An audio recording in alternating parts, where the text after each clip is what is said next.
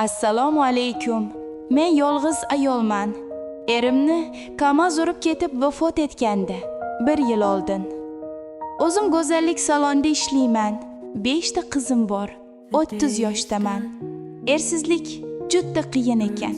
5 nafar qizim juda qiynalib o'qiyapman.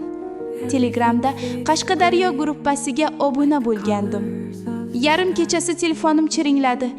Ochib qarasam, Telegramdan SMS kelgan. Salom, yaxshi qiz deb. Noma'lum akkauntdan SMS kelgan. Telefon qildim. Kim ekan deb. Gaplashdik 1 soat. Juda yaxshi bola ekan. Ko'nglimni qanday berib qo'yganimni o'zim ham his qila olmay qoldim. Gaplashib yurdim 1 oylarcha. U bola Qashqadaryo chiroqchidan ekan. Men esa Nishondanman. Oxiri uchrashdik. Bir chiroyli bola ekan. Mendan 6 yosh kichik bola edi. Stolovega o'tirdik. Yedirdi, ichirdi. Stolovdan chiqqandan keyin boshim aylanib boshqacha bo'lib ketaverdim. Unga yopishib oldim. Xohlab keyin bilsam, menga Pepsi quyib bergandim.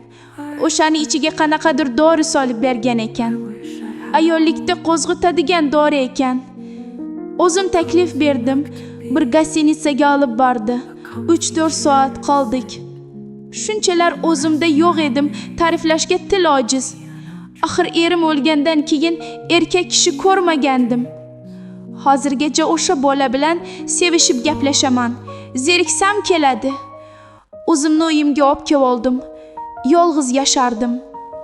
Benikoh bitta bola tug'dim. Alloh kechirsin. U lekin bo'ydoq bola. Haligacha men bilan yashaydi. Uydagilari mojaro qilib keldi. O'g'lingni boshini aylantirgansan deb. Men aylantirganim yo'q, o'g'lingizni. O'zi menga birinchi yozgandi. Gaplashishda o'zi xohlagandi. Menda ayb yo'q deb suvdan quruq chiqib ketdim. Ota-onasi ham u boladan kechivordi. Haligacha meni qaramog'imda yashab kelyapti. Bir joyda ishlamaydi, uyda yotadi. Men ishlab boqyapman. Mayli, nima ham derman, yoshi katta bo'laversa, aqli kirib qolar deb o'zimga o'zim aytaman.